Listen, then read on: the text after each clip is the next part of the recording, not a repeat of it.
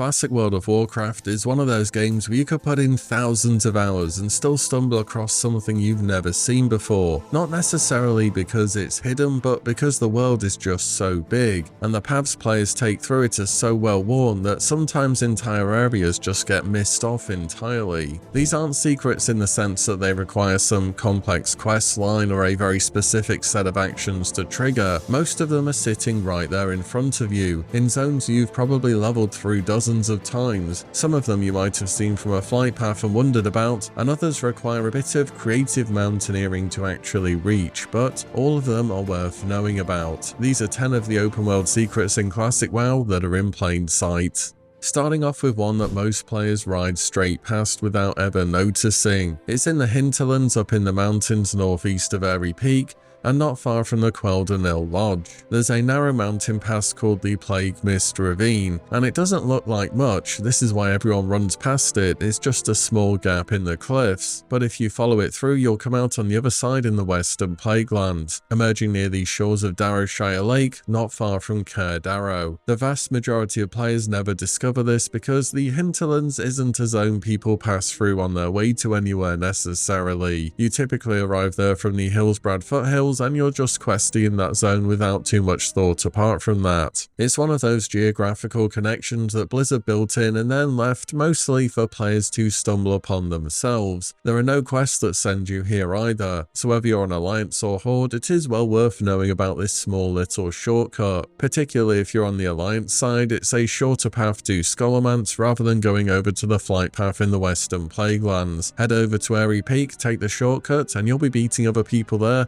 and they'll be asking which route you took. And number 9 is one of the most iconic settings in the game, and something which, despite being so cool, is also so well known, which is why it's fairly low on the list. But above the Undercity in the ruins of Lordaeron sits the Royal Throne Room. This is the same setting we see in Warcraft 3 where Arthas returns from Northrend to take his place on the throne. But Blizzard put some real care into making the history legible through the environment. The throne room has dry bloodstains on the floor near the crown, there are dead rose petals scattered across the ground matching the details from the cinematic, and if you stop and listen there are voices that took place in the cutscene too, though you have to turn your ambience way up in the game. Again, this is just such a cool story moment that a lot of people will have gone past without ever really realizing it's there. Atate is one that players often know about, but you can't really reach it without some creative use of gameplay mechanics, let's say. However, if you've ever taken the flight path between Moonglade and Oberdeen, you will have caught a glimpse of this location out of the corner of your eye. It is the Shatterspear Vale, or better known as Dancing Troll Village. The Shatterspear Trolls are a splinter of the old Gorobashi Empire who settled in the mountains between Darkshore and Felwood, and they are pretty much cut off from the rest of the world. Getting to this location requires using some type of slow fall effect from the peaks of Winterspring, and when you do get there it's one of the more distinctive locations in the game because it just feels kind of lost to time. There's a central lake, some water features, and of course the namesake for the village, a bunch of trolls dancing beneath what appear to be mechanical light sources. The whole scene has some kind of theme to it, as though this cut-off tribe has discovered some new technology and they're just pretty hyped up about it. Though they could be gemstones as well, it's a little bit hard to tell really. They're also between levels 52 to 58, and players looking to AoE grind as a mage on their way to 60 often use this place as a final location for that last push towards level cap, meaning for certain people there is genuinely a good reason to come here. During the Cataclysm, Blizzard created a proper entrance to the Shatterspear Pass, but up to then during vanilla it's always remained as this mysterious place. And number 7 is the Deep Run tram that connects Stormwind and Ironforge. Most people treat this as a bit of a loading screen light with scenery. You hop on the tram car and zone out till you arrive, which is a bit of a shame because if you make the effort to take the sights in, you'll realise there's a lot to see on this tram journey. Partway through the tunnel, the track passes through a huge glass chamber submerged in dark water. You can see the shipwrecks, seaweed, rock formations, deep run divers, sharks, clams, treasure and so on, and this is all just observable from the outside.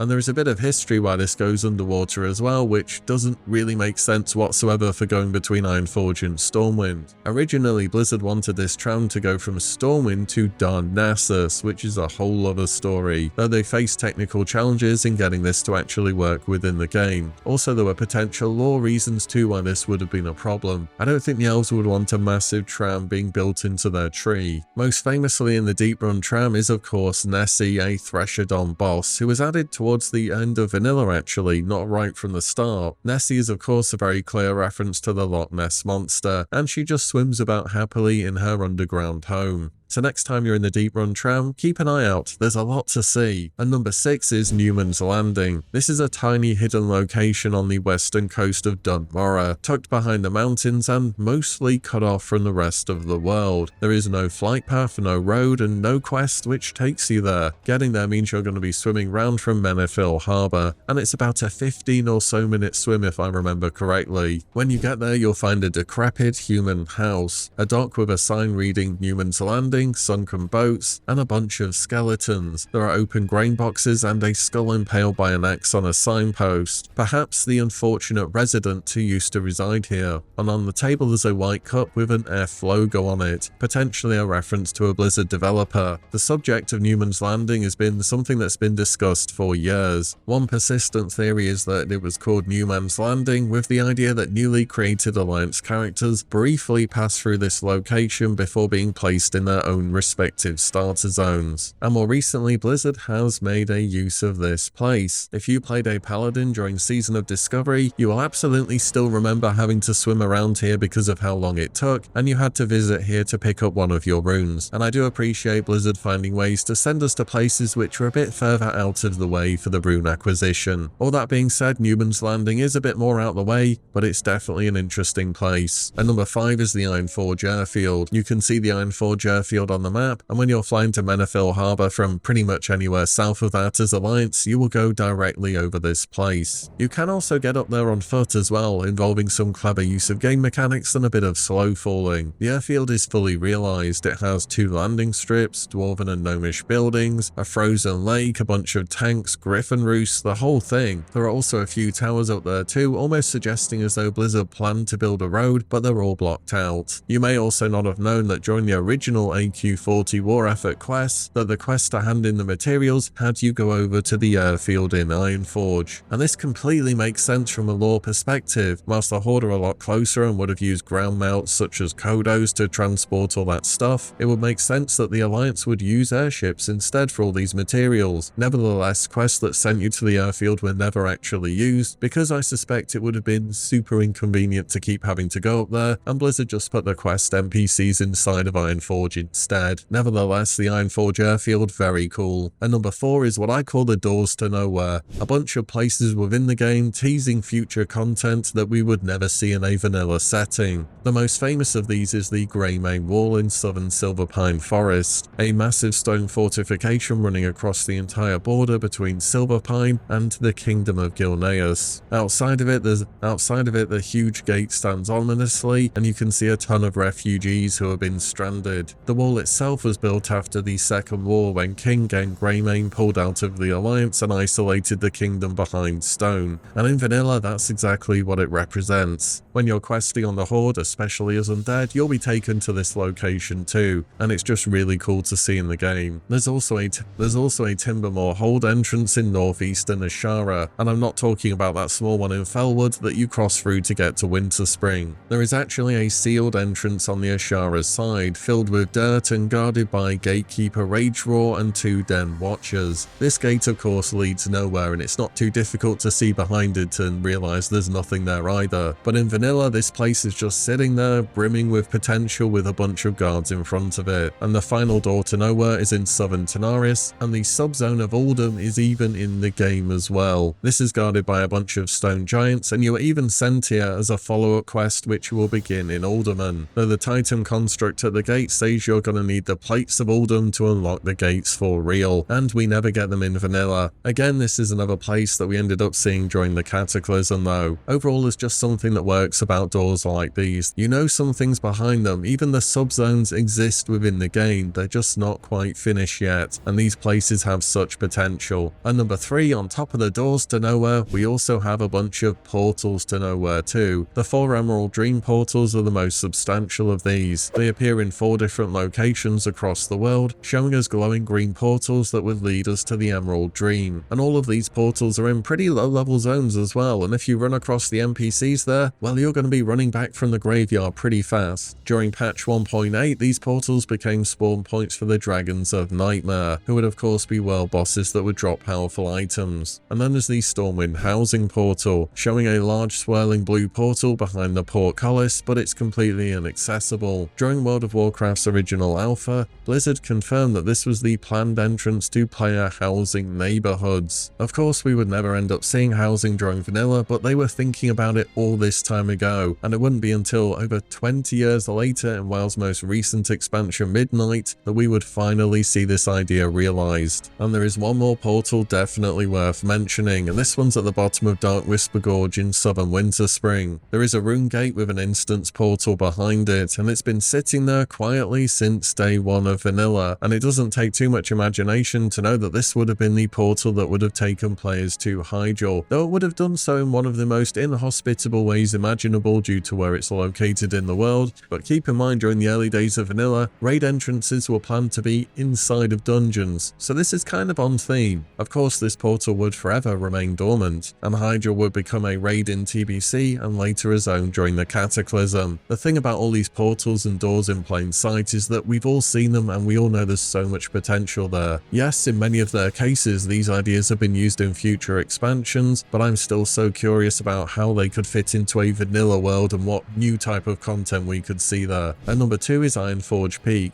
So Ironforge Airfield is one thing, and I think it's pretty amazing with everything to see there, but Ironforge Peak is its whole own beast, with a lot more hidden things to see scattered across it. The mountain itself is the dominant geographical feature of Dunmorrow. You see it from a ton of flight paths whether you're heading north or south, and you can climb to the top of it, again with some creative use of game mechanics and slow falling. And what's up there is genuinely memorable. There's an Explorers League banner planted at the very peak, next to it are some supplies and the remain of whoever's planted that banner, you imagine. On the northwest face of the mountain there's also a gnomish bomber which has crashed into the side of it. There's no quest here, no story explaining it, just something to see as you're making your way up the mountain. That's not all either, there's a cave on the mountain too on the western side, and you imagine this is a Frostmane troll dwelling, due to the drums outside and the cages nearby. The Frostmane trolls are of course a prominent enemy in Dunmorrow, so you have to imagine some of them would have been up here at some point in time. And perhaps my favourite detail of the mountain is the camp, which is just to the west of Ironforge if you go over the hills a bit. If you were to walk down a bit from the camp and stand on the ridge of the mountain overlooking Ironforge, you're pretty much getting the exact view that dwarf in the opening cinematic would have had. And you have to imagine that's his camp within the game. It's just such a cool little reference to the cinematic. The more you look at Ironforge Mountain, there's just more stuff to find, but those are a few of my favourite things about it. And at number 1 are the hidden stories of Tanaris. So if you start from near Gadgetzan extending out over the dunes of Tanaris, there are 3 different trails which lead off in different directions. Each of them tells their own little story. The left-hand path will take you towards the Caverns of Time. Here there's no debris, no casualties, no drama. It looked as though whoever made this journey had a clear route through the desert, although maybe one of the dragons got them when he finally reached there. It's hard to say. These are some little tracks as well. Maybe it was Chromie, who knows. The middle trail is a caravan, kind of like an Oregon Trail kind of vibe. It sets out with 2 wheels in the sand, a proper cart moving with purpose. Not far along they run into trouble. There's a skeleton and scattered boxes where the animal pulling the cart was brought down by the wildlife of Tanaris. But evidently the trail still carries on. The cart may have been destroyed, the beast was gone, but whoever was driving it wasn't ready to turn back yet. They were pushing onwards, though not too long later the trail does do a 180 and start to head back to Gadgetzan, but it was too late.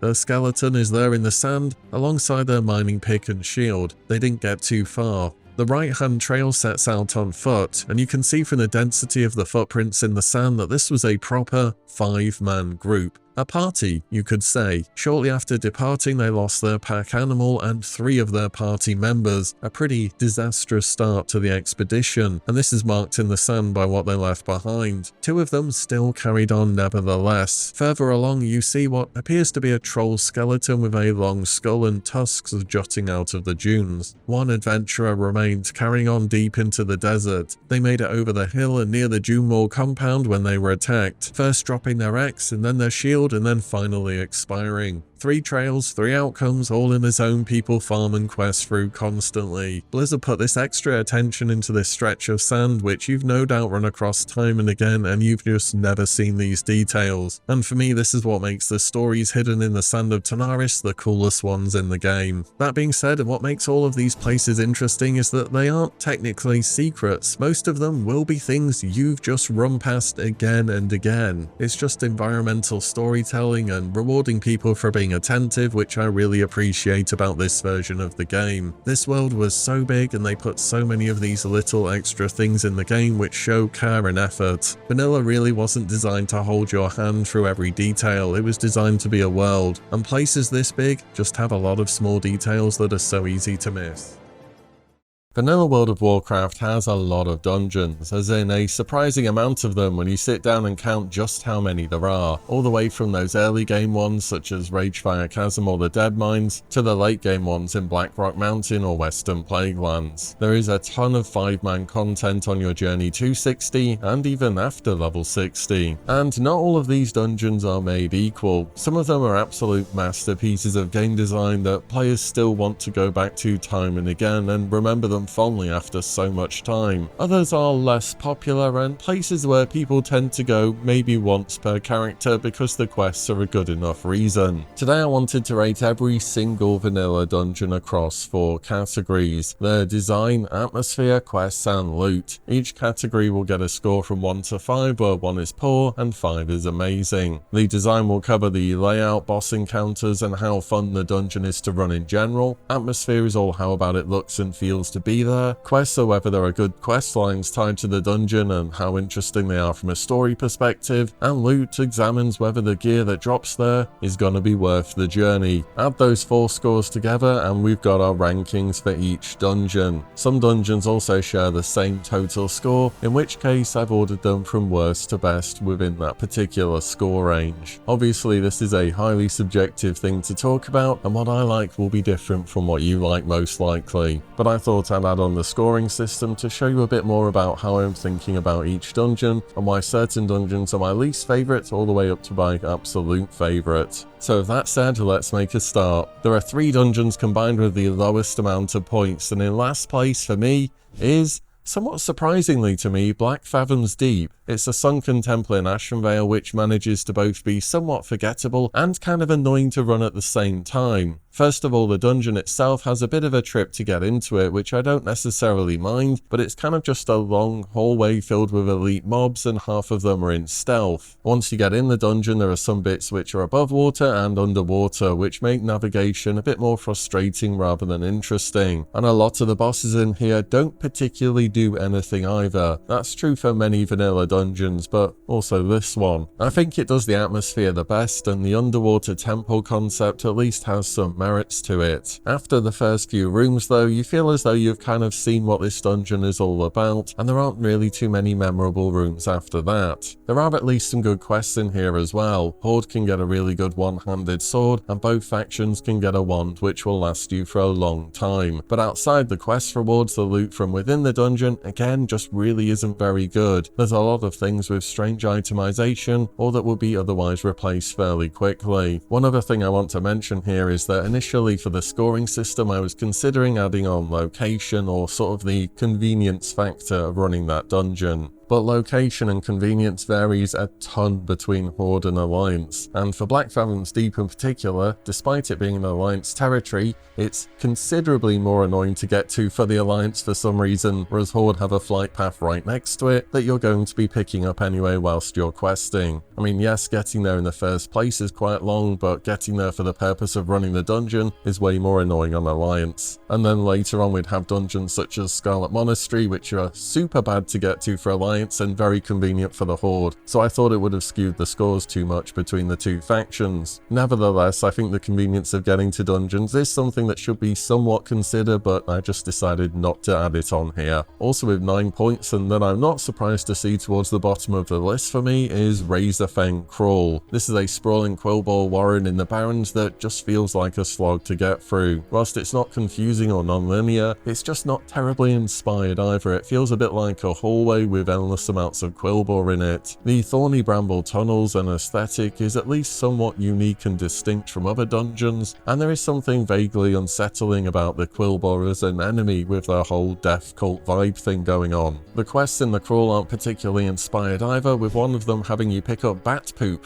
Fantastic. I guess things are a little bit better for the Horde here, but on Alliance there's really not many reasons to come here. However, the one redeeming factor that Razorfang Crawl has is, of course, Corpse Maker. You come to this dungeon for Corpse Maker. That is the entire selling point of it. And as great as Corpse Maker is, it's just not enough for me to like this dungeon very much. Finally, with 9 points is the Stockades. I mean, it had to be pretty low down on the list, right? The Stockades is an Alliance-only prison dungeon located right in the middle of Stormwind City. And if I was rating things off of convenience and location, this would be one of the best dungeons in the game. It is so convenient to get to. However, for a dungeon, it is just so basic. There's just straight hallways with cells and there's inmates. There's no complexity, no real boss mechanics beyond that one guy that inevitably fears a hunter pet or something and it chain pulls, and you could almost call it a tutorial dungeon. At least it somewhat nails the prison vibe though. I mean, for whatever a prison vibe could be, I suppose this is it. Confined stone corridors and unrest within the dungeon. And something which I absolutely do rate the Stockades for is the questing. The quests in here are just really convenient and easy to pick up. There's about 4 or 5 quests you can get from the surrounding zones, and if you've done your Deadmines run and you got the letter from Van Cleef, there's a follow-up in this dungeon which you'll have to do that eventually leads to you getting the Seal of Rin. And if you're playing Alliance, you always get the Seal of Rin. That ring lasts you for such a long time, or at least I do. So I think the questing side of the Stockades is pretty good. I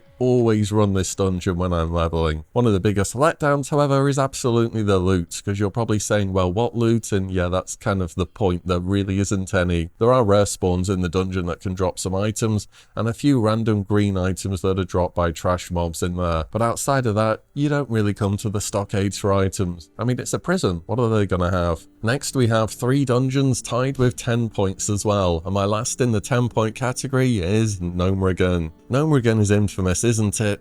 And for me, just not in a good way. This dungeon at first glance is a bit of a nightmare to navigate, and it is a maze. It's multi-layered, it's vertically complex, there's even dead ends, and you will get lost if you don't know where you're going. Something that's always bothered me somewhat from a design perspective in Gnomeregan is that hallway towards the end. You have without a doubt seen clips in hardcore when people are going towards the final boss, somebody steps a bit too close towards the middle, and then the mobs all conga line round the side and pull absolutely everything and they end up wiping. It just seems like a little bit of an oversight that you have to hug the left wall so closely or you're going to wipe your group. That said, Gnomeregan is good for the irradiated techno wasteland aesthetic it has going on. Can I call it that? You have the radiation, the mechanical enemies, and the vibe the whole city has fallen, and it was never recovered either. There are a few decent quests here as well for both factions. The punch card quest is somewhat interesting when you understand it, and this dungeon does have one quest in particular which is the biggest selling point for coming here. That's the quest just to kill the last boss to get your Trip Runner dungarees. Those legs will last you for a long time, making the visit here worthwhile. Outside of that, the standard loot in this dungeon, again,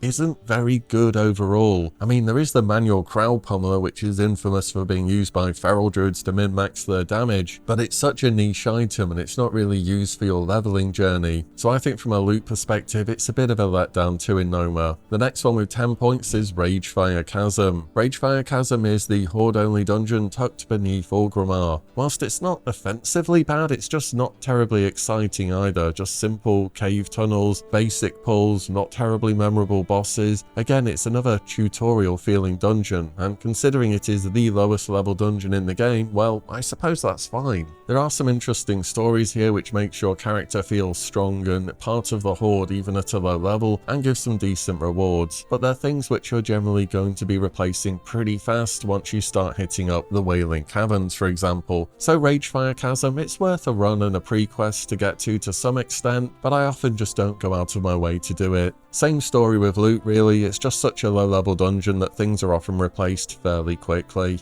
The final dungeon with 10 points is Razorfen Downs. Yep, that is both the Razorfen dungeons scoring nearest the bottom for me. Razorfen Downs is Kroll's big brother, and unfortunately Big Brother isn't much better. Razorfen Downs adds more undead compared to Kroll, and at least that adds some variety to the environment. You do have the skeleton boss on the massive pile of bones as well, which has always been visually impressive. I've always liked that room. And then you have the spiral up to the top for the final boss. There isn't particularly that many quests here either. You have a quest to go and kill the final boss that you can just go and pick up. Outside of that, not too many reasons to be here. At least the loot situation is a bit more varied. You have the leather shoulders from the Abomination, and the final boss drops quite a few decent things too. Next up with 11 points is Diamore Least, an infamous gold farm for Diamore Least jump runs, which I bet a lot of us have done plenty of, myself included. Though me having done a ton of those runs isn't something that's made me dislike it. I just think out of the 3 dungeons in Diamore, it's perhaps a little bit on the weaker side. You of course have the mini quest with the imps. You can get yourself a Crescent Key and open doors around Diamore, and the dungeon has a non-linear layout, but there aren't too many ways you can go which isn't the right direction. I'd also say the environment and architecture is interesting, and that's true across the various Diamore dungeons. There are actually a few decent quests here that you can pick up, but they're really spread across the world, and oftentimes you're already going to be around level 60, if not already level 60 by the time you're hitting up this place. So as good as they are, they tend to be a little bit forgettable. The loot situation is decent in here. You have things such as the Satyr's Bow, which is like Striker's Mark Light, and a few interesting items from the last boss, but aside from that, not too many reasons to come here repeatedly, apart from gold farming. Next at 13 points I have Diamore North. Diamore North is where you deal with ogres, and lots of ogres, most notably for a tribute run. It has the theme of a massive fallen city, which has now been overrun by ogres, sort of just standing around and waiting for something to happen, which I suppose is very fitting for ogres. I think thematically and design-wise East is more interesting, but where North pulls ahead is definitely in the loot category, because there are a lot of decent items you can get here, and that goes doubly if you're completing a tribute run. The questing here is also just okay. Overall, I think Diamore North is a solid dungeon, but not one I'd look to be spamming. Next one at 13 points is Strat Living. Stratholme Living is the Scarlet Crusade half of this massive endgame dungeon, and I'd say it's fairly well designed, having plenty of challenging pulls, requiring good crowd control and awareness. However, where it gets let down is really in the Scarlet Enclave part of it, because the dungeon is just so cramped and linear. It feels like an environment that we've already seen in different Scarlet dungeons, which in my opinion were overall better.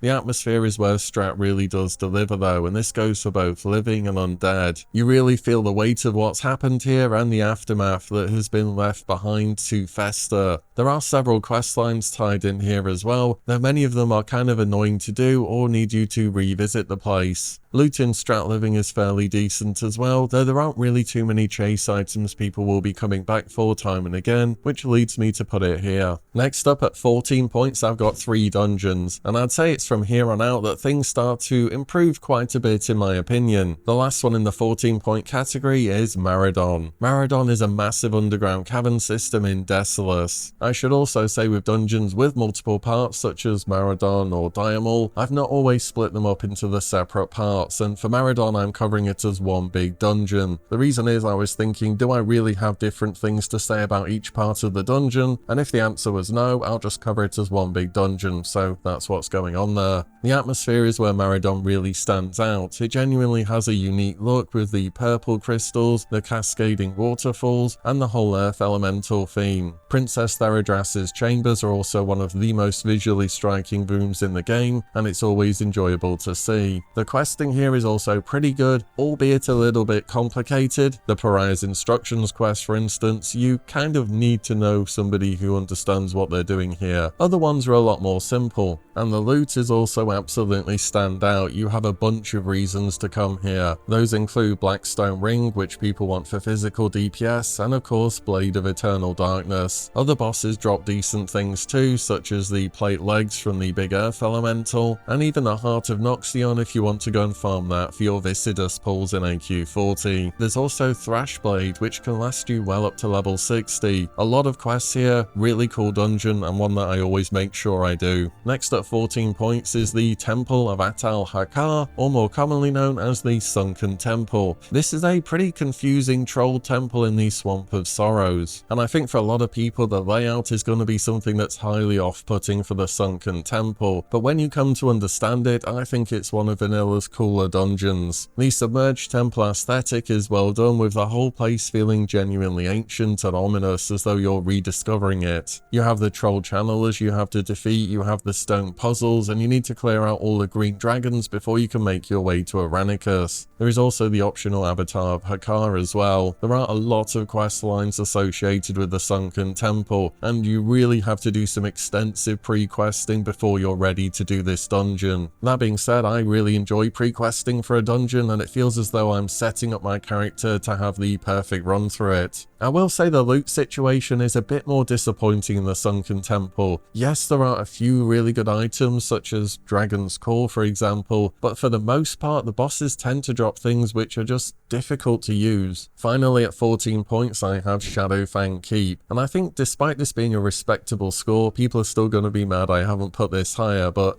hear me out. Where Shadowfang Keep excels is the design and the atmosphere. The quests and the loot situation though, I don't think are that great. Of course, Shadowfang Keep is the creepy castle in Silverpine Forest overrun by Worgen, and whilst it's fairly linear in its layout, it has some interesting verticality and you going over the ramparts before finally getting to Aragol. There are several annoyances too, such as the enemies that debuff you, and the debuff spawns even more enemies that just keep interrupting you while you're drinking, and the Wailing Guardsmen who randomly debuff you, making your weapon completely ineffective. As mentioned, the atmosphere here is absolutely the best thing about it. This dungeon takes on a kind of gothic horror theme that few other dungeons really explore in World of Warcraft. It has a serious mood, and it is definitely one of the most memorable low-level instances in the game. There are some decent quests here, though I will say things are just much better for the Horde in this regard, and for someone who tends to play more Alliance, it's difficult to justify going to Shadowfang Keep because of the level range it's at and how long it takes to get there. I was once doing a Shadowfang Keep run and somebody joined and they were in Ashenvale. Great, let me just go AFK for 20 minutes. Finally, with the loot, there are some decent items in here, but I don't think there's really too many prize things which you're specifically going to be going after. Nevertheless, Shadowfang Keep is a dungeon I enjoy. Next at 15 points, we have 3 dungeons tied here. The last one in this category is Lower Blackrock Spire. LBRS is the 5-man section of the massive Blackrock Spire complex, and it's, in my opinion, genuinely well designed. It's a large dungeon with multiple paths that's non-linear, and you can decide where you want to go and which different parts of the dungeons you want to do. There is some room for strategy here, beyond it just being a hallway where you have to go and kill everything. The atmosphere is also absolutely incredible. It really feels as though you're fighting through a city which has been built by absolute chaos. You have different parts of the dungeons too, from the ogres, the trolls and the orcs which are hidden away in there. There are also several decent quest lines in here which give some nice items, and you're going to need to work towards your Seal of Ascension at some point so you can open up a Blackrock Spire. There is some decent pre-raid loot in this dungeon as well, and some things especially for casters which will make people want to come back here. Overall, LBRS is a dungeon which I always enjoy doing, though after the quests and maybe getting an item or two, I don't find myself going back that often often. Next at 15 points is Diamol West, the last entry from Diamol, and for me what is the most interesting dungeon out of the complex. Starting right at the beginning, you have to take out all the treants in the area, otherwise you will have the unfortunate discovery that they pull alongside the first boss, Tendris Warpwood. And the trash pulls in here are pretty threatening as well. It's really easy to overpull and become overwhelmed. There are also loads of invisible ghosts which are patrolling about, which are equally dangerous. This is somewhere where when you're playing a warlock, you can make really good use of detect invisibility on your tank and yourself, so you can make sure you're pulling these mobs safely. That was just always a nice extra trick to have, which was rarely useful in dungeons. Imolthar's giant prison is probably one of the more interesting rooms in the game, and it can be a decently challenging fight as well. This dungeon has a number of quests associated with it. Both warlocks and paladins will be making a visit here as part of their epic mount quest chain, and the loot is also really good in Diamol West as well. Finally, the last boss is what I've always called Prince Tortellini, because I'm really not sure what his actual name is, but he can actually be a pretty challenging fight too,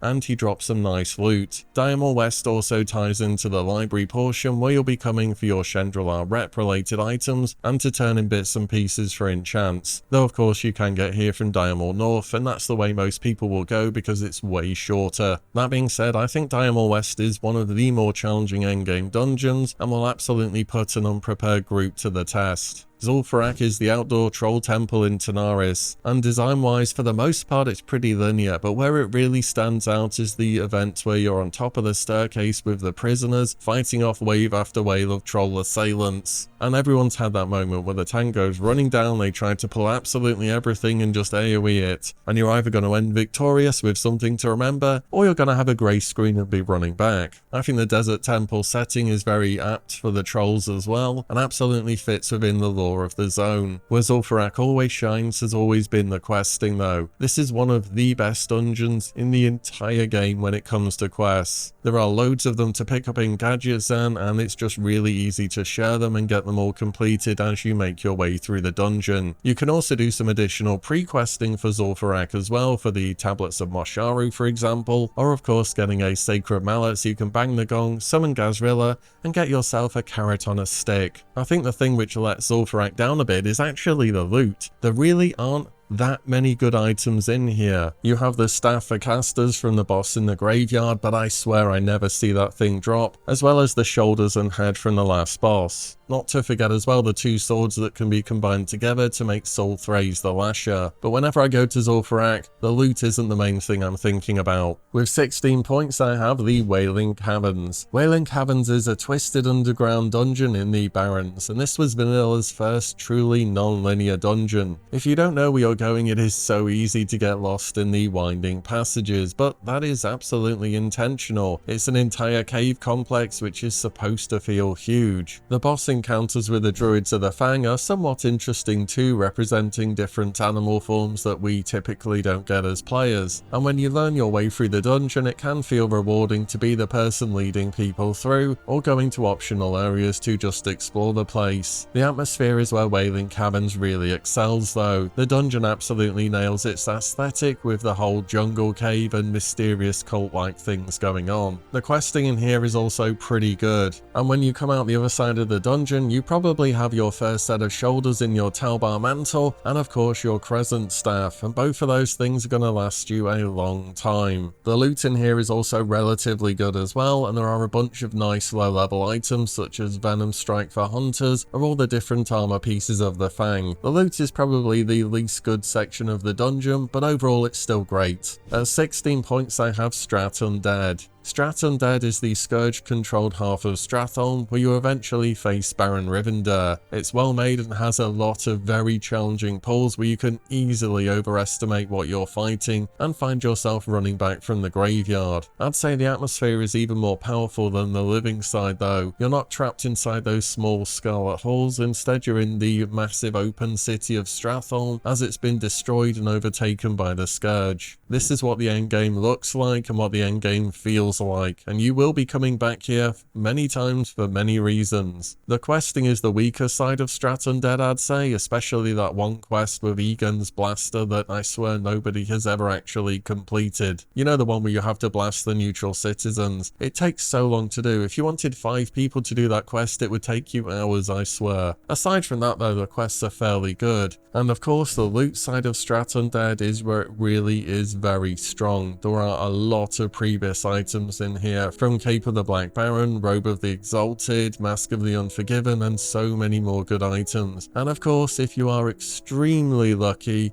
you will see Rivendar's Death Charger, which in vanilla has an impossibly low drop rate. Overall, great dungeon, really feels like you're getting stuck into the endgame when you're running here, which is all great because chances are you'll be running this dungeon time and again. At 17 points, somewhat surprisingly to me, I have Upper Blackrock Spire. So UBRS is in a bit of a weird spot because you basically only ever run it as a 10-player raid, but nobody actually calls it a raid, do they? So I figured, well, I may as well just put it in the dungeon list and rate it accordingly, and it's ended up doing pretty well. Apparently I like UBRS more than I thought I did. UBRS is another late game dungeon, and I also think it's being carried a bit by the fact that the loot in here is seriously good. Perhaps one of the best dungeons in the game when it comes to loot. That being said, I also think the design is very interesting. Someone's going to need a Seal of Ascension. Afterwards, you start advancing through the dungeon. You go through the infamous Leroy Jenkins section with all the dragon eggs, onto the ledge above with those guys that knock you back, and can of course knock you off the platform. That happened to me the first time I ran UBRS in vanilla, and a lot of people laughed at me. Yes, I still remember it. Don't be that guy. The pacing of the dungeon's also great. What lets it down is the Rend Blackhand room, because the event in there to spawn all the trash mobs to come down and go through the gate is just way slower than it needs to be. Back in 2004 and 2005, the pace of this event made sense, but by today's standards, you're standing there waiting, thinking, come on Rend, can we get a move on here? If there was a way to increase the speed of this event, or Blizzard just made it faster, this dungeon would be improved massively. The atmosphere also gets top marks in my opinion. This really feels like a super late game dungeon. You have a ton of boss and enemy variety, and when you're crossing over that final bridge, you can see all the way down into LBRS, which I think is so cool. The quests in here and the quest rewards are also very, very good. You're going to be coming in here as part of your Elixir attunement. If you're on the Horde, you're going to be turning in the head of Rend Blackhand for the Warchief's Blessing buff, and you're going to be defeating General Drakisaf to pick up your Blackhand's Breath or any of those really good trinkets from that quest. On top of that, the loot from UBRS is so good. You have the Dalrend swords, you have Fell Striker, you have True Strike shoulders, you have Briarwood Reed, you have Draconian Deflector, and so many more good items on top of that. Overall, I think there are so many good reasons to like UBRS, and aside from the Rend event being slow, this is a really good dungeon. At 17 points total, I've got the Scarlet Monastery. Scarlet Monastery encompasses 4 separate wings: the Graveyard, Library, Armory, and Cathedral, and each one is well constructed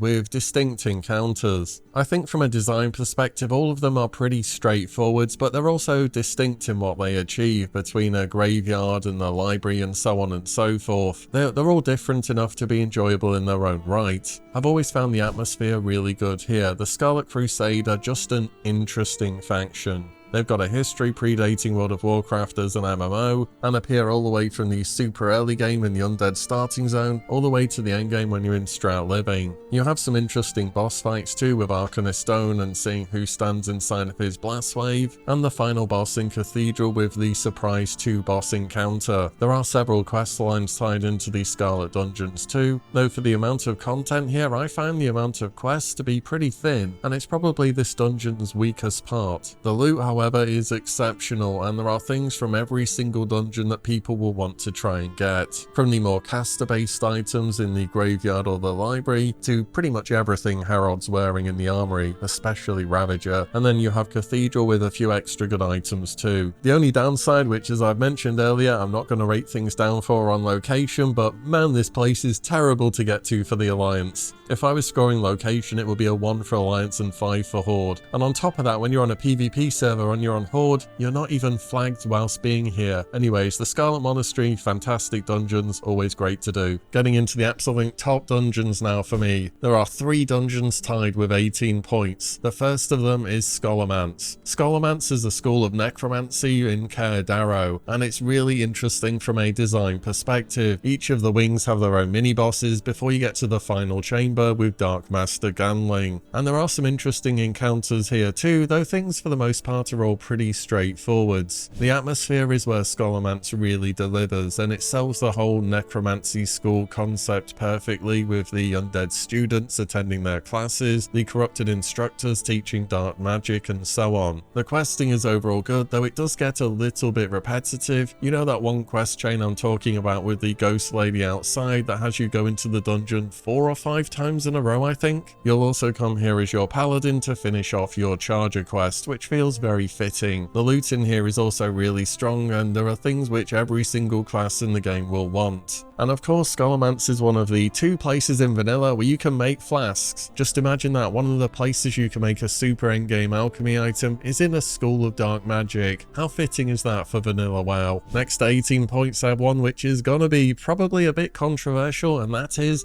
Uldaman. Uldaman is a Titan facility in the Badlands, and it really tells a story through the entire dungeon's layout. You start off in the trog-infested exterior and fight all your way to the center of the dungeon, going through dark iron dwarves, even more trogs, scorpions, and eventually titanic creations. In time you'll reach Arcades in the deepest chamber, putting on a challenging boss fight which people often cheese by channeling to summon the boss, and then running outside and taking him on without his adds. The atmosphere here is one of the best in my opinion, with a mix of ancient Titan architecture and more recent dwarven discoveries. You really feel as though you're delving into something from the past and discovering Azeroth's secrets. And as for the questing, well, there are 2 types of people in vanilla World of Warcraft: those who understand how to pre-quest for Uldaman, and those who don't. One does simply not walk into Uldaman and say, "Share quests please." There is a lot of pre-work to be done before you're ready. And again, similar to Sunken Temple, I kind of enjoy this side of the game. And at the end of the dungeon, you even have the Platinum Disc quest that teases the opening of Uldum. But alas, we never discover that in vanilla. I think the weakest part of Uldaman is actually the loot. A lot of it is just not very good, or kind of poorly itemized and difficult to make the most of. There are some good items, particularly from the last boss if you roll a ring with good stats, or Stone Slayer,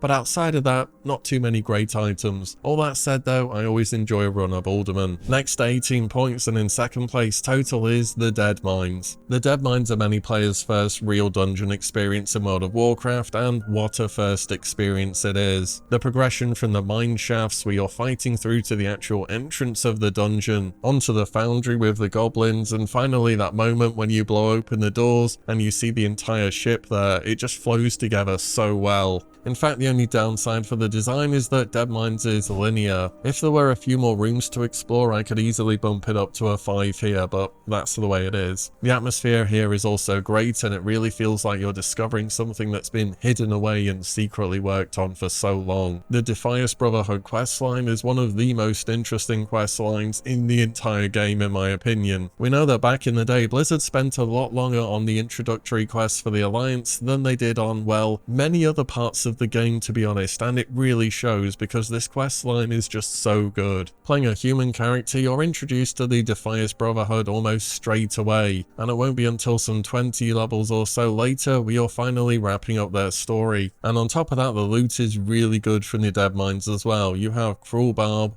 Smite's Mighty Hammer, Cookie's Staring Rod, and a bunch of other items and quest rewards which are very much worth doing the dungeon for. The only downside with the Dead Mines is a lack of quests on the Horde, and it being kind of annoying to get to for Horde players where you have to take the Zeppelin and then jump off before you get to Grongol. Despite that, the Dead Mines is absolutely one of my favourite dungeons, and one that I will always make time to do. which means at the number 1 spot with 20 points, it is Blackrock Depths with a perfect score. And really, there was just never going to be any other answer than Blackrock Depths for the top spot. It absolutely is Vanilla's masterpiece dungeon. I think even to this day, you could say BRD is the best dungeon ever made in WoW. It's more than just a dungeon, it's a living, breathing underground city, and you can approach it in so many different ways, or tackle bosses in different orders based on your objectives. You can do a prison break run if you're doing the Elixir Attunement quest. You can do an arena run to try and get SGC. You can do a run for Hand of Justice, depending on which boss drops that. You can do a run to get to the Grim Guzzler for the Thorium Brotherhood rep. You can do a run to get to the Black Anvil to craft items there. You can do a lava run to go and attune to Molten Core, and so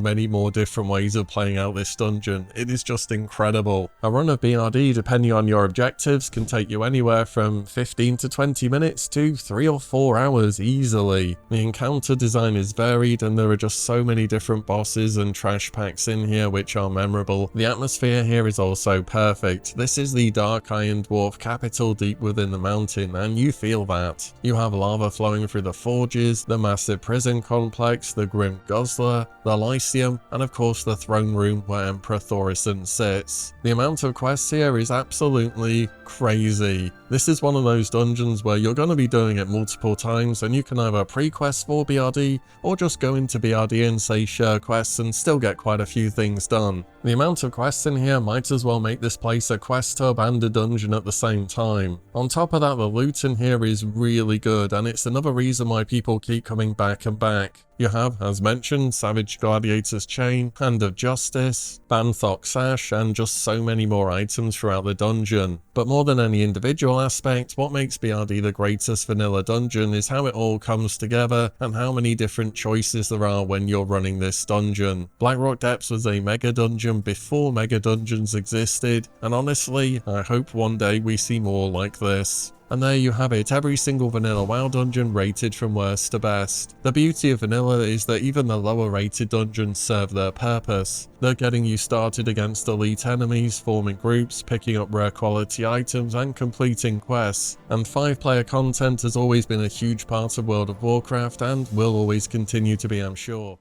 Classic World of Warcraft is a game that's been picked apart for over 20 years now, and yet there are still details buried within it that most players have just never come across. Some of these are small mechanical quirks, hidden items, and others are things which the game never really explains to you in any way. Today I want to go through some of the most obscure facts I've accumulated over the years, a mix of things that you will probably have missed whilst you're playing, but if you pay attention you'll begin to notice them. So with that said, let's make a start. If you're on the Alliance side and you need to get to Zul'Gurub, the standard route is to fly over to Darkshire in Duskwood or go over to Westfall, and both of these options are not particularly close to the instance entrance. However, what if I was to tell you there was another way to get into ZG which is faster than both of these, and in fact it would be completely safer as well if you were on a PvP server, because jumping over the hill at the right spot in Duskwood, you can actually get into the back of ZG as it's an unloaded instance in the open world. This does take a bit of practice to do, but during my time on a PvP server during Classic in 2019 and 2020, we would always use this because not only is it faster, but we also didn't have the Chronoboon Displacer then either, and ideally you did want to get in there with some world buffs intact. Once you manage to get into the unloaded version, you simply run through it, there's no dangerous mobs whatsoever, and then zone in through the entrance as normal. Next is about the Orok Doomhowl fight, who is an optional boss in LBRS. A lot of groups just skip this encounter because it can be quite overwhelming when the game spawns 3 to 4 elites on you time after time. What a lot of people miss though is you can actually click the head that you have to place down to start the event, and it will blast the nearby ogres for heavy damage, and you can do this around every 30 seconds or so, perhaps a little bit longer than that. The reason the game's throwing so many elites at you is because it expects you to use this extra item as part of the fight, and if you don't use it you're going to be finding it a lot more challenging than you should do, so whenever you're doing this the next time, remember to click the head. Stitches is one of the most iconic elite low-level enemies in World of Warcraft's history. I think he can be worthy of that title, and he patrols the road through Duskwood after you complete the quest from the Embalmer. Most low levels will just stay off the road and try and avoid him, but if you ever do take him down as part of a group or when you're running back through the zone to get to STV and fancy some revenge, you'll find that he actually drops an offhand all of the time. This is Stitch's Femur, an offhand that gives 50 armor and needs level 25 to equip. Now this isn't really terribly useful for most classes, apart from feral druids who want to tank because they scale super hard with armor as they gain bonus armor in bear form. Still, it's just a fun flavor item that always drops from this boss, so if you ever fancy picking it up, then that is an option. Did you know there are 2 places in the game where between night and day the NPCs in the open world change form? The first example is in Pyrewood Village, just south of Shadowfang Keep. By day everyone here is human and they're friendly to the Alliance and of course hostile to the Horde, but it should be at about 9 PM server time that the entire village will transform into a hostile Worgen. The other place where this transformation happens, or I guess not a transformation but the NPCs are just replaced, is for some reason the graveyard just outside of the entrance to the dead mines. By day there'll be a bunch of vultures here, and by night there'll be some zombies. This was actually one of the remnants of an early idea that developers had during World of Warcraft. The idea was the game was going to be more dangerous and threatening at nighttime compared to day, but really this idea didn't end up getting into the game in too many ways. Nevertheless, perhaps one day in the future we'll have a new version of Classic where we could have this idea built on a bit more. This next one is kind of a small detail, but it's true and I think it might be quite well known actually. But when you set your Hearthstone, the game will save the direction that your character is facing. So if you want to be that little extra bit efficient, you can set your character facing towards the door and you'll know you can just press forwards after you Hearth and you'll be going in the right direction. As I'm sure you know, there are repeatable quests in vanilla World of Warcraft. These do use the blue exclamation mark that would later become associated with dailies. However, unlike dailies, repeatable quests are just repeatable. You can do them as many times as you want to in a row. One of them that's in the game is over in Ashara called A Crew Under Fire, where you have to defend a wrecked ship from attackers. After you complete the quest, which I've only ever done once out of curiosity, the quest giver alludes to there being a follow-up, saying that the other crew members may have a request or two for you. Except there is no follow-up quest, it's just repeatable and you can do this again and again and again for absolutely no reward. It's no secret that Ashara is very thin on content in vanilla World of Warcraft, and this weird unfinished relic of a quest is just part of a bigger mystery in this zone. Did you know the Riverpaw Shaman Knolls over in Westfall drop green tea leaves? And these are a pretty unique and interesting item. When they're used, they instantly heal 30 health and then 60 mana over 10 seconds whilst you're continually eating them. And you could just spam eat these whilst running between packs of mobs and are out of combat with no cooldown other than obviously the global cooldown. And if you were eating these on the ticks when your mana restoration happened, which you can see thanks to add-ons, then this would perhaps be one of the most efficient ways to heal low-level characters when moving between enemies. Usually with food items you have to sit down or channel with a bandage or just use a healing ability. I'm actually surprised I've never seen these being used as part of a speedrun strategy, but then again they would be an absolute pain to farm, so perhaps that's the reason. Here's another thing in vanilla which is also, as far as I know, a one-off in this version of the game. There is a quest from Rabin Saturna over in Moonglade called a Reliquary of Purity, and you've probably had this appear on your questy, you've gone over to Moonglade to pick it up and it's just not there and you're thinking, well, is the add-on bugged or something? And the answer is no, you just haven't done the prerequisite for the quest to actually appear, because for this quest to appear as available from this NPC, you need to have physically discovered the subzone of Diamol within Feralas. You can do this from a very low level, by the way. You don't have to run all the way into Diamol, which is obviously a very high level instance. If you just go to the outer walls and kind of run along them a bit, you will discover the zone of Diamol. And I'm assuming the developer who made this thought, well, the player's character isn't going to know where Diamol is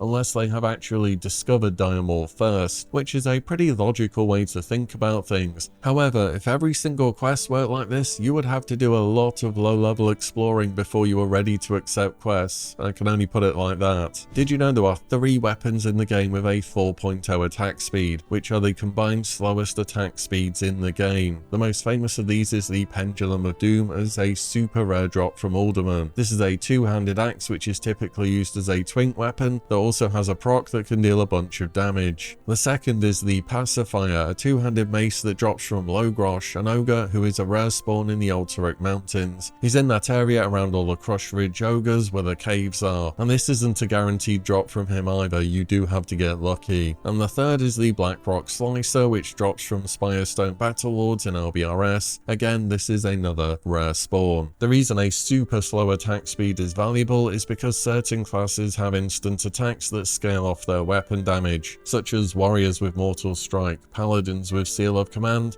or of course, shamans with Wind Fury weapon. And whilst all those items are pretty rare, they pale in comparison to what must be the rarest item in vanilla World of Warcraft. And no, I don't think it's T-Boo's longsword. If there was one item which I'd suggest people have either never seen or didn't even realise was that rare, it will be Spell Shot Leggings from Zul'Farrak. These drop randomly from mobs inside of this instance and do have pretty good stats for casters, though you'll be able to find better options at a higher level, even at a Prebis raid level. And the thing is that Zul'Farrak is an incredibly popular instance. People are always running it for questing because it's so good. And I don't know about you, but I have never seen these drop, which is just so unusual for a rare quality item. I can understand if you haven't seen every epic drop, I don't think many people have, but just a rare quality item, I mean sure, if you're doing a dungeon enough times you expect to see it eventually, right? But if you ever manage to get a pair of these or you see them for cheap on the auction house, just understand how incredibly rare they are, having a big factor on their price. Did you know the Doomguard Commanders and Dreadlords over in the Blasted Lands, the ones around Lord Kazakh, can drop Grimoire of Doom, which is an alternative way for Warlocks to learn Ritual of Doom without having to do the quests from the nearby NPC. Just a bit of optional flavour for you in the world there. I'm sure you've noticed now, having replayed Vanilla on Anniversary and now being in TBC, that some of the music used in AQ20 has also been used in Zangarmarsh during TBC. I guess Blizzard were thinking Alien Bugs, Alien World, those two things are pretty similar,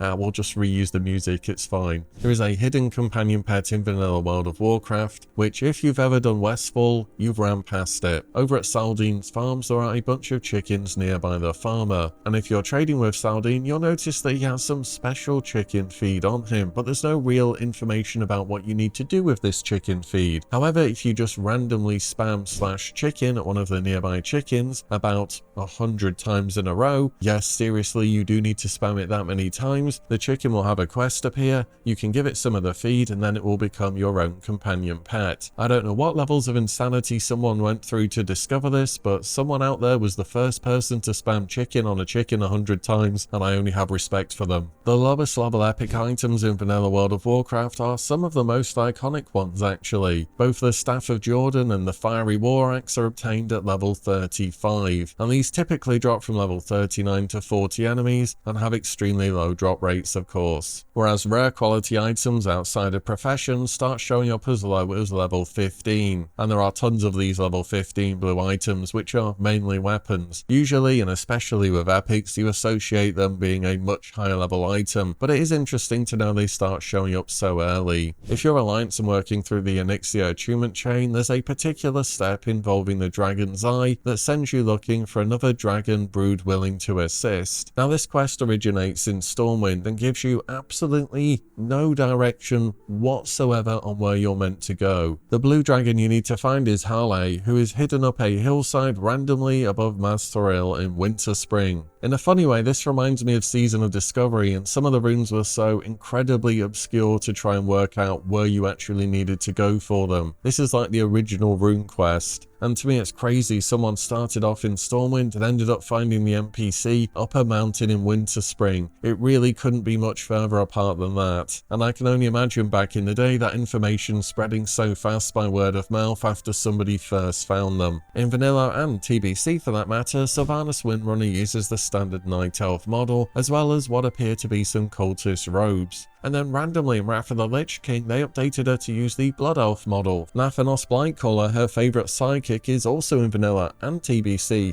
except he's just using the standard Forsaken model, and he wouldn't be updated to appear a lot more human until Legion, where he had minor appearances in the story. Did you know there is a demon hunter in vanilla World of Warcraft? He's hidden over in the cliffs of Ashara, again that super underused zone, and his name is Lorimus Thalapides. He's involved in a massive quest chain to defeat the demon overlord of the Blasted Lands, and this is absolutely one of the best quest chains in the entire game that you should absolutely do once. It's just people don't tend to do it because unfortunately the rewards aren't very good, even though they are interesting items. Because if you've never done this quest chain, it's easy to forget that demon hunters existed in vanilla World of Warcraft. In the ruins of Methistra in northern Darkshore, there are small stone cat figurines scattered across the zone, and if you click them, there's a small chance for a ghost saber to spawn, a translucent ghostly cat which hunters can tame. Now sometimes you'll need to click a dozen statues or more to get one of these to spawn. It can take a while, to be fair, but once you do and you tame it, then you will have access to a unique hunter pet appearance. So if you ever wanted something a bit different from the normal, then you can go and do this. If you've ever started a night elf and thought, right, on this character I want to go mining as one of my professions, you've probably run into a bit of a problem there, because the whole island of Teldrassil has absolutely no mining nodes whatsoever. The reason being is that it's a giant tree and there won't be any rock formations that spawn on it that would be able to be mined. So the earliest point when you can train mining on night elves is when you meet the small camp of dwarves over at Oberdeen. This next one is something I always forget, I swear, but druids cannot equip polearms in vanilla World of Warcraft. They can in TBC, and druids and using polearms just feels like such a natural fit. Also, as a bonus fact, did you know that there used to be one-handed spears in vanilla 2,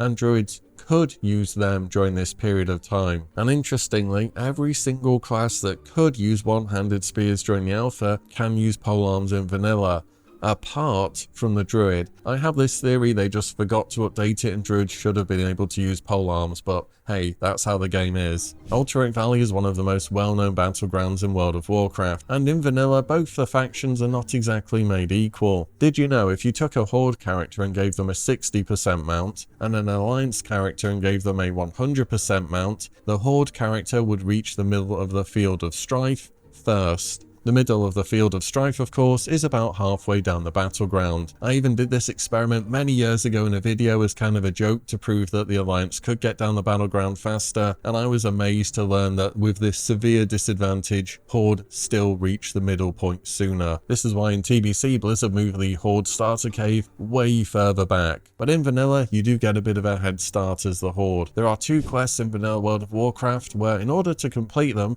you have to die. The first quest is to obtain the Shadowforge key for use inside of Blackrock Depths. The quest giver, Franklorn Forgewright, is dead, and you can only see him if you are as well, so you have to go and have a bit of a swim in the lava and then go pick up the quest afterwards. Though on the hardcore mode of the game, you're going to need to use skeleton keys, Sophorium charges, or find a friendly rogue with some lockpicking to help you out. The second quest is the Vidair Elixir quest chain in Tanaris. This is part of Lincoln's quest that starts in Ungaro, and again is another really good quest chain you should always do, except this one actually has good rewards such as the caster offhand. Anyways, as part of this quest chain you have to drink the elixir just at the graveyard outside of Gadgetzan, causing your character to die so you can speak to a nearby ghost and continue the quest. On hardcore, Blizzard did amend this quest so the elixir reduces you to 1 health. Just make sure nobody's built a fire nearby that you could run over or something. I'm sure somebody's tried to grief this quest. To progress in Blackrock Depths, you're going to need to get through the Grim Guzzler, the infamous dwarf-filled bar, and there are 3 ways to get through the door. The first is the most used method by far. You simply buy 6 mugs of dark iron ale from Plugger Spazring and hand them over to Private Rocknot. Eventually he gets agitated enough, the boss guarding the door Phalanx spawns, and you can fight the boss and then the door opens. The second method is a rogue pickpockets the Grim Guzzler key direct from Plugger Spazring, and then you can just continue on through. Or the third and the least popular option by some margin is doing the quest The Love Potion given by Mistress Nagmara. This has you travel basically across the entire world for some unique reagents, allowing her to complete her love potion. After that you can talk to her after the quest and she will open the door for you. This is definitely the easiest way to get the door open, but the one that the least amount of people will have done, just because it takes so long. And there you have it, a few facts from all the obscure corners of classic World of Warcraft that many people may have not known about. I always find it interesting how many small bits and pieces are just left in the game as maybe unique items, unfinished quests, or strange interactions. It's things like this that make vanilla just a bit more different and special than many of the games that came after it. Classic World of Warcraft has let us all go back to a different time in this game's history, allowing us to relive the nostalgia, the community, and to some extent the challenges that came with this older version of the game. But alongside that challenge comes a collection of features that range from mildly annoying to, in some cases, genuinely questionable. It is important to remember that Classic was a very experimental time for Blizzard. There were a lot of developers working separately on different things, and they were all just putting stuff in the game that they thought was cool. They didn't necessarily have oversight of exactly all the way that these things would be used so many years later. I mean, just look at what happened to world buffs. And the vast majority of the time, they got it right, thankfully. But sometimes they also got it not so right too. Today I want to talk about the parts of vanilla which I really tolerate rather than enjoy most of the time. I have to admit I did struggle a bit to come up with 10 things which I thought were worthy of being called one of the worst features of vanilla, but there are certainly a bunch which are worth mentioning. So with that said, let's make a start on this. At number 10 we have how flight paths can occasionally send you on a scenic route and take 3 to 4 times as long as they need to. Everyone's experienced this. You've clicked on a flight path to travel somewhere, you can draw a straight line on your map from one location to the other, then you look at the flight path interface and for some reason the game wants to take you on a detour that's going to take you about 10 minutes extra. Now this isn't technically a bug or anything working incorrectly, this is how the system was designed, it's working as intended. Flight paths connect through specific flight paths that you have discovered, so if you're missing a flight path on your route to wherever you're going, then the game's going to take you on one of these detours. This is especially true on Kalimdor I find, and if you're missing either flight paths in Faralas on Horde or Alliance, or the Ashara flight path, there's a pretty good chance they're going to send you on a really long journey. Now admittedly, I don't particularly mind this, and that's because I tend to remember to pick up flight paths when I'm going around the world, and I don't tend to get summoned that often, so it's not really a reoccurring issue. But if it does happen, well, it's just a reminder to go get that flight path at some point in time, and in the meantime to take a break from the game whilst your character sees the sights. Next up is getting hit from mobs vertically above or below you. So if you play Classic for any length of time, you have absolutely encountered this phenomenon. You'll be standing on a ledge or in a tower somewhere or in water, and there will be mobs still meleeing you, even though most of the time you literally cannot even see them on your screen. This creates some really confusing moments, especially for newer players who will have no idea why they're still getting hit. It feels like a bug within the game, but it's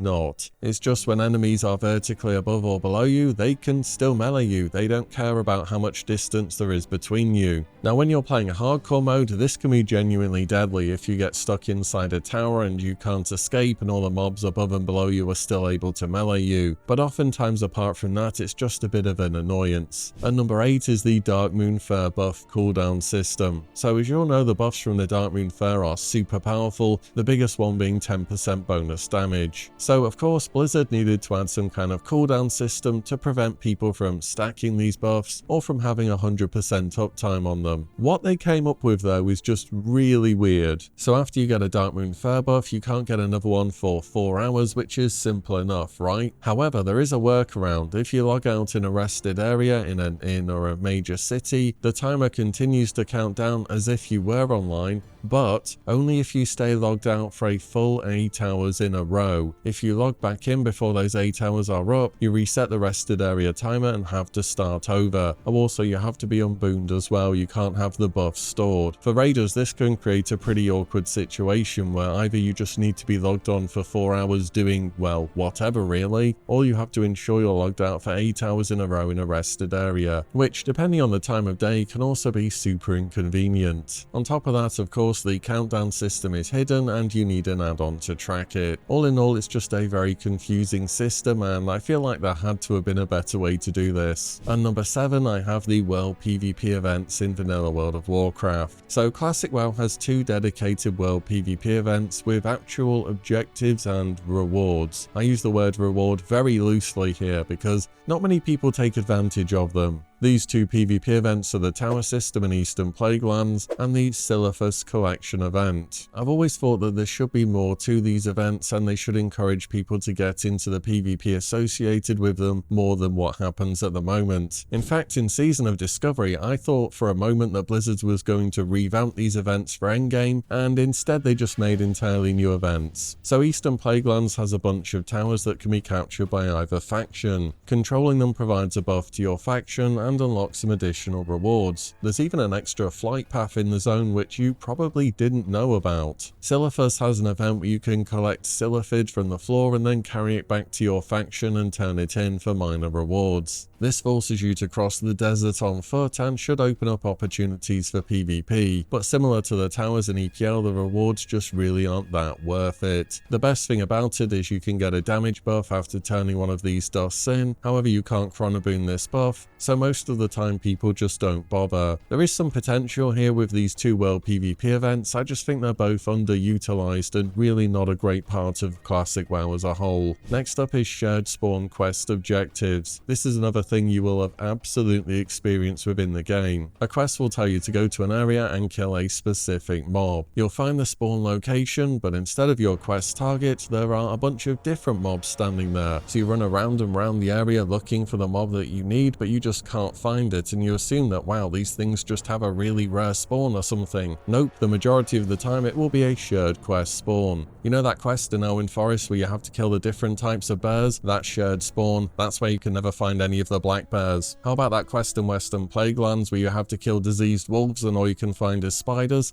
Yep, shared spawn again. How about that Harpy quest in Stone Talon Mountains where you can never find the ones you need? Guess what? It's the shared spawn quest. The inconvenience with this is you don't know what the problem is unless you just kind of already know what the problem is, because people will turn up who don't understand it's shared spawn and they will never clear out the trash mobs because they don't need them, when in fact they do need to kill them to open up spawn locations for the correct mobs, they just don't know how the system works. And there is no way to know which quests have shared spawns unless you look it up online or just already know it, which makes it an even more painful experience. In fact, the same issue can affect gathering nodes as well. You know when you're leveling mining in a low level zone and you can only find higher tier items? Well, that's because somebody's mined the lower tier nodes and they've respawned as a higher tier one, and someone with a higher skill needs to go and mine them before they have a chance to respawn as a lower tier one again. It's not that you're looking in the wrong place, the nodes you need just don't exist right now and there's not anything you can do about it. If there was some kind of quest text that gave an indication things were shared spawn, this would be okay, because to level in vanilla you have to do a lot of grinding anyway, so it's really not that big of a deal, but just having a knowledge check which is outside of the game holding you back from questing, I don't think that's too much fun. Next up, I have a whole type of quest, because if there's one type of quest that universally people don't like, it's escort quests. You know what I'm talking about, you're freeing some NPC who immediately starts walking at a pace which is faster than your walking speed but slower than your running speed, so you're always having to stop and start. And then on top of that, the NPC is just incredibly stupid when it comes to enemy aggro. At times they'll pull stuff from miles away and go sprinting towards a pack of 3 or 4 enemies, and other moments they won't pull threat until they're in a few yards of something, and then they'll end up pulling 3 or 4 things anyway. Some of the hardest solo quests in vanilla are absolutely escort quests. The mechanical chicken quests in Tanaris, the Hinterlands and Feralus are particularly infamous for this. Then there's some other ones which are tricky, such as escorting the Defias traitor. If you're doing that solo, it can be pretty difficult. Those Defias pillagers, they hurt. What about escorting Deathstalker Island in Silverpine Forest through that small field, which for some reason has about 1 million wargs in it? And of course, if the NPC dies, it's quest failed and you have to go and stand there and wait for them to respawn. And oftentimes their respawns can be a good 10 to 15 minutes, so have fun with that. There's a reason escort quests are infamous, not only in World of Warcraft, but across, well, I feel basically every game genre. It's a thing that I swear no one particularly likes, but we just keep doing it now out of tradition. And number 4 is named mobs and respawn timers. This one pretty much came directly off the back of the escort quest, because going back and remembering some mob respawns in the game, you have to wonder what exactly Blizzard were thinking. We have a game genre that's called massively exclusively multiplayer, and then if one person interacts with an enemy, kills a named mob, starts an escort quest, well then the next person has to wait sometimes 10, 15, even 20 minutes for that guy to respawn. Now if we're reading into this generously, I suppose the theory was in the downtime you're supposed to go and grind mobs, do some professions, assemble a group to do the quests when it respawns, PvP, or just, you know, socialize in general. And I suppose many of those things were a bigger deal back in the day than they are now. But nowadays it just feels as though when you get to a quest location, the mob you need is dead, and you're going to be standing around for 10 minutes or so waiting for it to respawn. Other players can often have a large impact on your gameplay experience in vanilla World of Warcraft, for the better or for the worse. And for me, this is one of the not so enjoyable ways it happens. At number 3, I have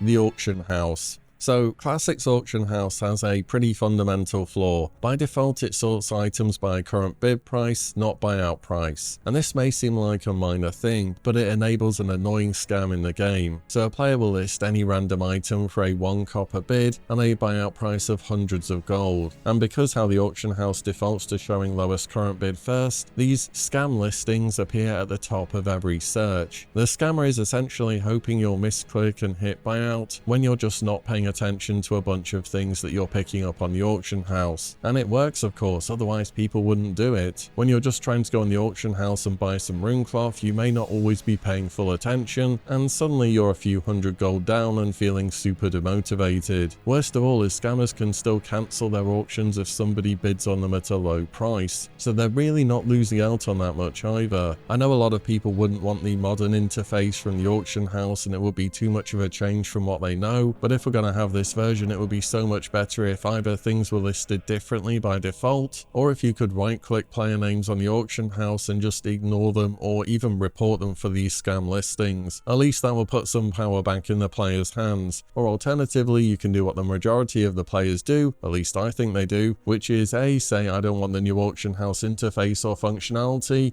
but B, I acknowledge the old auction house is really bad by default, so I'm going to use an add-on to fix it. And number 2 is the Cenarian Circle badge system. So if you want some of the best items from the Cenarian Circle reputation, you're going to have to navigate one of Classic's most confusing reputation and badge systems. The way it works is like this. You'll complete repeatable quests in Silithus that reward different types of badges. There are combat badges, logistics badges, and tactical badges. Each quest will give you one type of badge, so combat is going to involve combat, tactical will involve talking to NPCs hidden around the map, and logistics has you turn stuff in. But the problem here is getting a good quest which you can fully do can often be super annoying, and you end up having to delete a lot of quests because they're just not ones which you can realistically complete on your character, or they're asking you to hand in things which are just way too expensive for the reward. And for some of the best items, you're going to need dozens of these badges in total. When Season of Discovery brought this system back, modern players created weak auras after not too long, which would automatically delete the bad quests and automatically share the good ones with your group. That tells you pretty much everything you need to know about how confusing and RNG dependent this system was. And even with add-ons fixing this system, it was still pretty bad. It's a perfect example of complexity that just didn't need to happen. It's RNG on top of the grind, and the grind itself is not particularly fun either. I know people who did rank 14 multiple times during Classic when there was still decay, and they still wouldn't get Earthstrike more than once. That's how you know this was a bad grind. I want to do an honourable mention too for something which I feel as though has to appear on a list of the worst features of vanilla: world buffs. And they're only going to be an honourable mention and not something properly on the list because, in theory, I like world buffs. I think when you're using them in dungeons, they're a fun little addition, and in the open world they make your character genuinely more enjoyable to play for a few hours. But what players have made world buffs into for raiding completely takes all the fun out of them. Suddenly they become this mandatory list of buffs that you need to get in order to perform well inside a raid. Or on anniversary, you'll even be given an extra soft reserve for collecting all the world buffs. So yes, they really do still matter. On top of that, world buffs affect your character's power more than gear upgrades. A lot of progression in an MMO is simply making your character do bigger numbers, and there's nothing that makes you do bigger numbers than collecting your world buffs. Even with the Chronoboon, the world buff system is bad in my opinion, because if you die once in a raid, your fun is gone for the evening. You're already getting punished by dying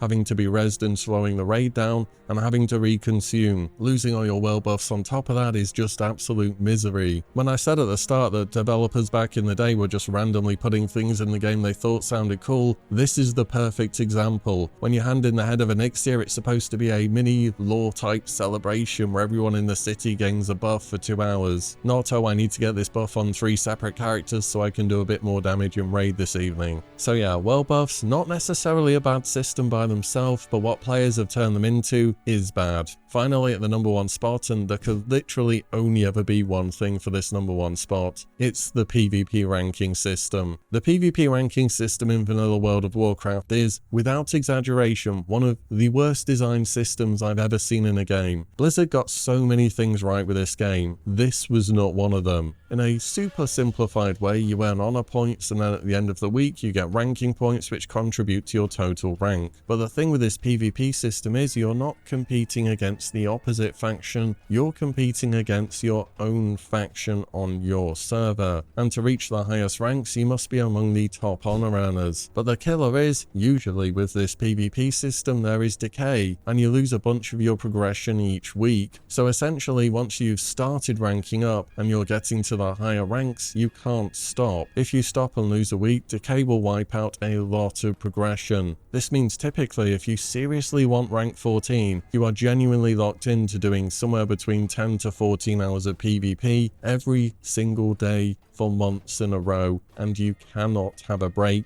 Otherwise, you will lose everything you've worked towards. The thing about the PvP gear, especially the rank 12, 13 or 14 items, is that they were all incredibly powerful, being relatively equivalent to gear from BWL or AQ40. So a ton of people would do PvP even if they did not care about it. Because of this, the type of PvP that emerged from this was often just terrible. The fastest honor wasn't from actual competitive PvP, it was from organized pre-made stomping pugs. You wanted efficient PvP, not good PvP. This entire system was just really flawed in basically about every single way possible. The only real positive you could say about it was that at least the gear from it was difficult to get, and it gave some kind of prestige to people hitting the higher ranks. But even then in vanilla with decay, you would lose your PvP titles once your rank went back down. You wouldn't lose access to the gear you bought though, obviously. And it's no surprise in TBC then that Blizzard removed this system as soon as they possibly could. Throughout every game I played, I've never come across a PvP system as A, convoluted, and B, just player unfriendly as this one. So for me,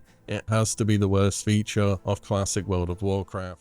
Vanilla World of Warcraft is full of amazing quests, epic storylines, memorable characters, and adventures that take you across the entire world. But let's be honest, not every single quest is all that great. Some of them are genuinely annoying to do, whether that's spending hours camping a spawn, escort quests that seem designed to fail, or being sent across the world several times in a row for practically no reward. Vanilla definitely had its fair share of quests that made you really question why you were putting yourself through this. And today I wanted to do 10 of my personal worst quests in Vanilla World of Warcraft. These are quests which I remember for all the wrong reasons, and are quests which often make me think, am I going to really do this one again, or is there just an easier way to do this which I've clearly missed out on? At this point in time I've leveled over a dozen characters through vanilla, including some on hardcore, so I'd say I've got a pretty good amount of experience with questing in this game, and it's something which I really still do enjoy doing. And what makes a bad quest isn't necessarily just something having a low drop rate. There's plenty of quests like that. The truly bad quests in this game go above and beyond that for so many different reasons. So with that said, let's make a start. We're starting off with a quest in Ongoro Crater, which at a first glance is very straightforward on paper, but in practice it's always come across as really annoying to complete, and that is the quest Beware of Pterodax. This quest is very simple, it just has you kill a bunch of pterodax all across Ongoro Crater. The regular pterodax for some reason are bizarrely difficult to find. There are a number of them that roam across the center of the zone, but I nearly always find myself coming up short on this quest and having to go out of my way to find the last few. Often the areas with the crystal pylons contain a few normal pterodactyls for you to finish off, but if someone's been there before you, I swear these things have a really long respawn timer. Overall, it's not too terrible of a quest, but one which I don't particularly enjoy going through time and again. And number 9 is the Annals of Darrowshire. The Annals of Darrowshire is part of a longer quest chain involving Chromie and the Redpath family. And whilst this is one of the more interesting quests in the game from a lore perspective, this particular step can be frustrating for a very specific reason. Your task is to find the Annals of Darrowshire, a book located inside of Underhull City. It's simple enough. You go into the building in the centre without aggroing all the undead outside, and then you realise there are actually a lot of book spawns in this building, and when you click on the wrong book, it would spawn up to 2 level 56 guardians that applied a stacking debuff, and at maximum stacks it would reduce your stamina and strength by up to 100. So if you're playing a melee class that can't get rid of this debuff, it was genuinely horrible. These mobs were just an obstacle and a failure point if you click the wrong book. Here's the thing about this quest which I didn't actually realise for the longest time. The correct book has a different coloration to the wrong ones, although it can be quite subtle and difficult to see. Another problem is that sometimes the correct book just hasn't spawned inside of the room, and you just have to randomly click wrong book, spawning these annoying enemies that stack up this debuff on you until the correct one spawns in the room. Unless of course somebody else comes in the room, sees the book first, takes it and leaves, because I mean it's a quest item on the floor, only one person can pick that up at once. I swear sometimes I've spent 15 to 20 minutes in here because I didn't realise that there was a book that was a different colour to the others, and I was just clicking the wrong ones for ages. I do know now, but it can still be annoying to get the correct book to spawn. At number 8 we have Rescue 00X17TN. This is of course part of the absolutely infamous chicken escort quests in vanilla World of Warcraft, and the one I'm picking out for this is the one in Tanaris, because on any given day the chicken quest can be quite difficult, but this one especially I find has the most challenging combat encounter. The first ambush you have is the particularly difficult one. It will spawn 3 scorpids that attack both you and the chicken. The problem here is that there are nearby mobs that can very easily chain pull, and you suddenly are fighting 4 or 5 enemies, and even though your character's a good level by the time you're attempting this quest and can hold their own, taking on 4 or even 5 enemies is something that most class in the game will still struggle with. On top of this, if somebody else has done this quest before you and they failed it, their mobs from the first ambush can already be there before you get to that location, and then it spawns a second set, which is pretty much a guaranteed failure of this quest. So really the best way to go about this is to go down the path where the first ambush happens and just make sure the area is clear of mobs before you start, because if you just fight the 3 scorpids as the quest intends, it's really not too bad, but this is just a quest where things can go wrong so easily, so that's why it's getting a point on the list. At number 7, we're staying in Tanaris for another escort quest. You already know there's going to be a bunch of escort quests on this, because if the chicken quest wasn't enough in Tanaris, there is also Tuga's quest. Tuga is a lost turtle who has strayed very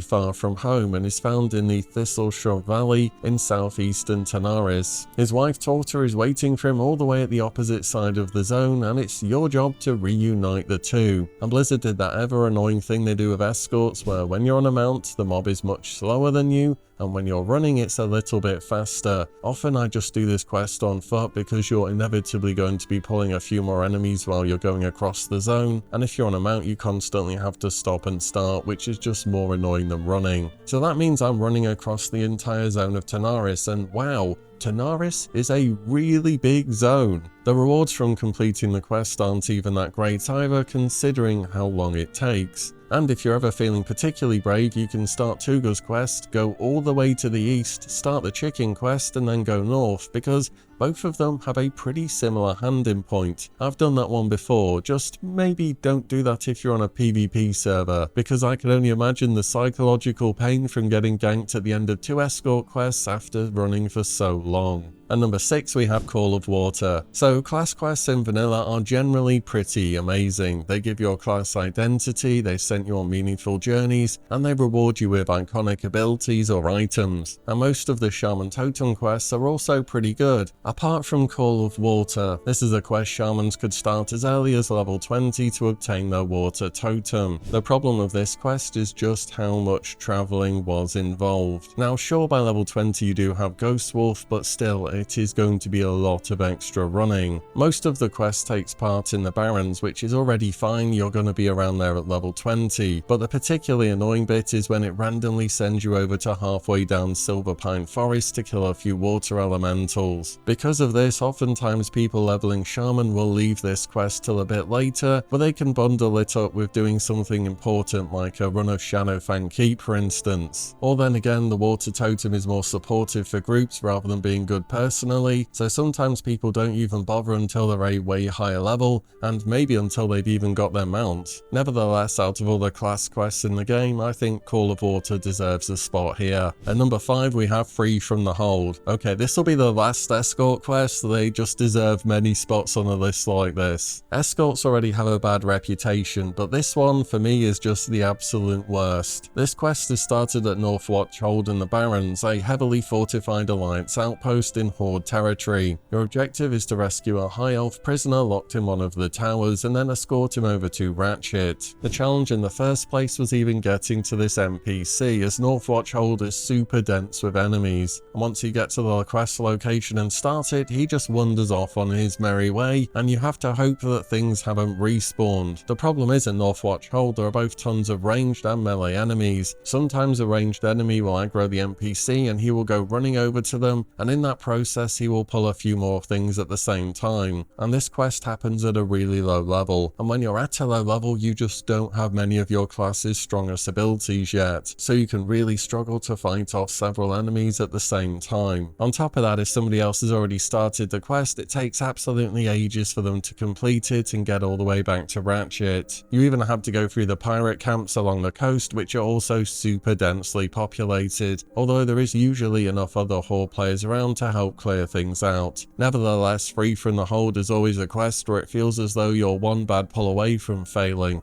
At number 4 I have Gorenzo's Orders. This quest started with Piznik, a goblin working in Windshear Crag Mine. You need to protect him whilst he mines a mysterious ore and watch out for kobold threats, so an interesting enough idea for a quest. The problem is, however, the amount of enemies that spawn for this quest is genuinely insane. Again, this is another quest at a relatively low level, so you're not going to have all your best abilities yet, but you'll face 3 waves of enemies. The first wave is 3 melee mobs, the second is 2 casters and 2 melee, and the third is 3 melee mobs plus a mini boss type mob that can buff the others, and there's only a small bit of downtime between each wave depending on how fast you're clearing things out. The actual level recommendation for this quest is also very low, and it's not shown as an elite or a group quest, but it absolutely feels like one. For the level you pick this quest up, it probably is one of the most difficult quests in the game, and if things go wrong and you have to run, well, you're inside a cave which has super fast respawns, so you essentially cannot escape once you begin this quest. You either finish it or die trying. I mean, you just have to look at comments on Wowhead for this quest. People are warning how hard it is and to never start this quest on hardcore. It's a quest that consistently catches players off guard. After completing the quest, you deliver the ore sample, and there are actually some decent quest rewards. But for the difficulty involved in it, I wouldn't recommend it unless you want a challenge. There are very few quests in this game which I essentially always skip, but number 3, the Love Potion, is one of them. This quest starts off from a succubus in the Grim Guzzler Tavern inside of Blackrock Depths, and she wants your help brewing a love potion, so you think, sure, that won't be so bad, maybe there'll be some ingredients nearby that I can pick up and have this completed. And you'd be wrong, you're going to need to go across the entire world for these ingredients. You'd need Grom's blood that can be bought off the auction house, that's no problem. You'd need 10 giant silver veins which dropped off giants in Ashara,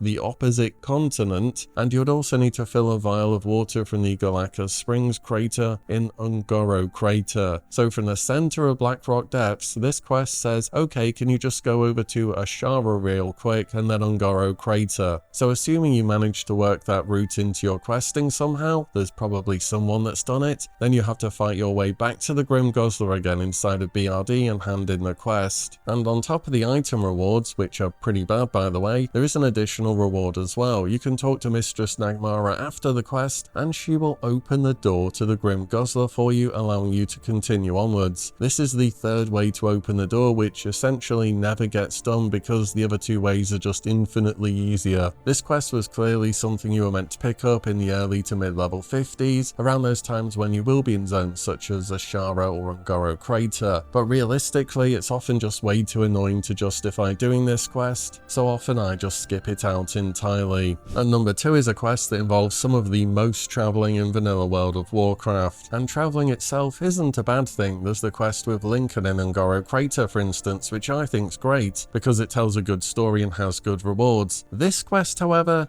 not so much. And this is the quest Sweet Amber. So the quest starts off with Grimboo's Thunderbrew, a dwarf in Westfall. He wants your help making a special brew of ale, and for this he's going to need you to go all across the world, multiple times. First of all, you need to go over to Stranglethorn Vale for some holy water. You don't actually have to be on the quest to do this, you can just go and pick this up whenever, so that one's not necessarily too bad. The second quest step requires 3 sacks of grain. One of them's in the hinterlands, one's from Swamp of Sorrows, and one's from Tanaris. You get those, go all the way back to him again. Third step requires a true silver bar. That one's easy, you just buy it off the auction house. The fourth step requires you to hunt for a sycamore branch from a rare spawn roaming mob in Feralus, so you go over to there, get that, go back to the NPC again, and then the fifth and final step requires a charred oak branch from Searing Gorge. So you go over to Searing Gorge, get that, and then go back to Westfall again. So you're going from Westfall, Stranglethorn, back to Westfall, Hinterlands, Swamp of Sorrows, Tanaris, back to Westfall, Feralus, back to Westfall, Searing Gorge, back to Westfall. There are multiple high-level steps, obscure items, rare spawning mobs, and at the end of this epic questline, you get Thunderbrew's Boot Flask, a trinket that does 50 fire damage every second to enemies in front of you for 5 seconds, and it has a 30-minute cooldown. I mean, if you're a tank, it's actually not bad to use occasionally if you're doing big pulls, but you're going to be getting better trinkets from significantly easier quests. I think the combination of the amount of travelling you have to do and the quest reward make this a quest which I know I have done exactly once, and I don't think I'll be doing it again, you know. If you've done a lot of questing in vanilla World of Warcraft, you should actually have a pretty good idea which one is going to be at the number 1 spot, because it is so absolutely awful it is infamous. This is the quest Mother's Milk from Ragged John in the Burning Steppes. He wants a sample of Mother Smolderweb's poison, which is called Mother's Milk. It's a debuff that gets used during the fight by the spider, and the quest objective is simply